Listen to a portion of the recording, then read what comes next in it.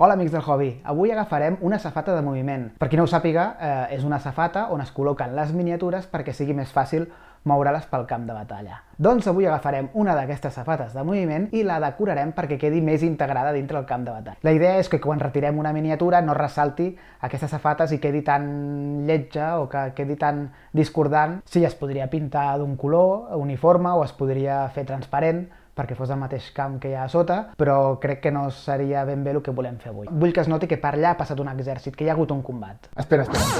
M'estàs dient que acabes de pintar tota unitat com aquesta d'aquí i que no en tens prou i encara li vols fer més coses? Però aprofita i vés a descansar, home, vés a fer una volta amb els amics o fer el que sigui, tantes minutets i tanta història. Doncs no.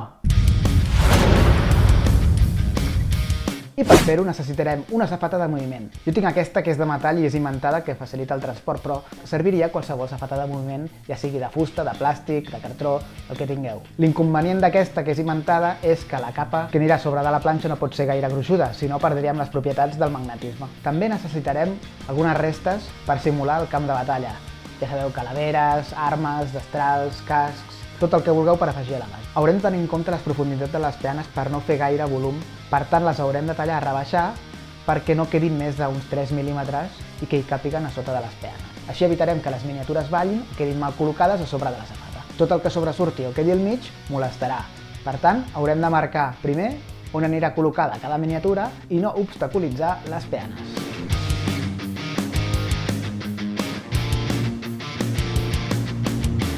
Així que agafarem les peces seleccionades i les començarem a rebaixar o trencar-les al nostre gust per aconseguir que quedin al màxim de planes. I amb superglue les enganxem on no molestin.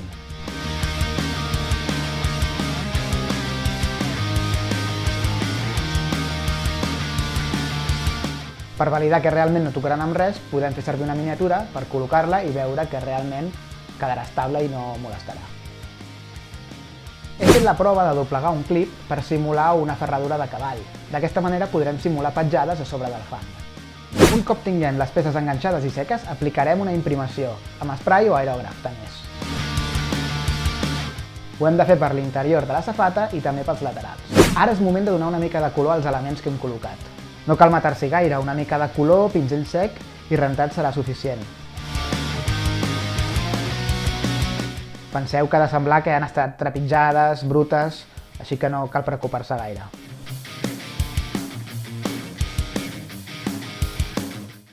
Ara és moment de posar la terra texturitzada i escampar-la per tota la base sense tapar els elements que hem posat. Aquí simularem el mateix entorn amb el qual hem decorat les penes de les miniatures. En aquest cas, que és així un entorn nevat, farem el mateix a la safata de moviment. Si les penes tinguessin un entorn verd, de muntanya, de prat, de lava o el que sigui, doncs la safata la faríem amb el mateix. En aquest cas jo he fet servir la textura de Vallejo, lava asfalt. Us deixaré a la descripció del vídeo els enllaços de tots els productes de diorama que he fet servir per fer aquesta safata. Hem aplicat la terra texturitzada de manera aleatòria, generant una mica de textura i volum. Recordeu-vos de no passar-vos dels 3 mil·límetres d'alçada, que si no les bases no hi cabran.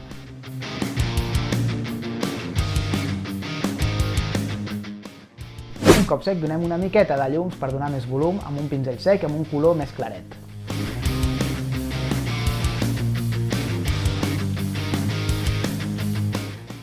Com que les nostres bases duen neu, també n'hem de posar.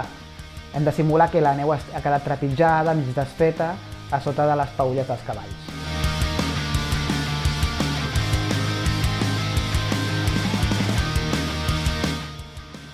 Així que anem aplicant, hem d'aconseguir simular neu trepitjada, fang guisseig i terra remoguda, pròpia d'una batalla.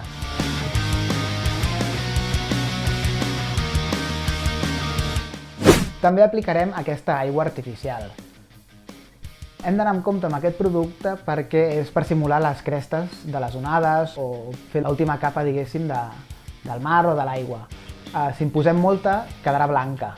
Per tant, ho he diluït una miqueta amb aigua i ho he escampat com si fossin petits bassals.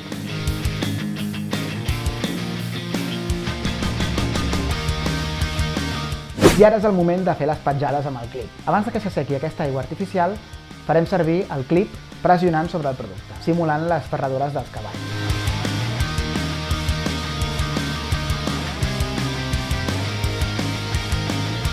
Repassant les bases també veiem que porten herbes. Així que n'agafarem una miqueta i la destrossarem per escampar-la sobre la safata.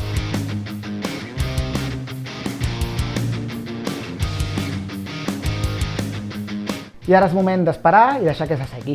I aquí tenim el resultat. Com que he sigut massa escuet amb els productes per por a que perdés les propietats de magnetisme dels imants, les petjades no s'acaben de veure gaire. No sé si de fet a la càmera si ni es veuran. Lliçó apresa, si volem marcar petjades hem de posar més gruix. Si posem més gruix és possible que perdem magnetisme, es podria solucionar posant més imants a la peana o fent servir safates que no estan magnetitzades. I aquest és el resultat. Pot semblar una tonteria, però en un camp de batalla on tot està pintat i tot està cuidat al detall, retirar una baixa i que es vegi, evitarem els rectangles metàl·lics o foscos que trenquen una mica amb l'harmonia. Espero que us hagi agradat, em deixeu algun comentari o un like. Deixeu un comentari, subscriviu-vos. Va, home, va, que te la mataran sencera a la unitat i no haurà servit per res tot això. No ens tens prous amb els ninos, que ara sobre vídeos.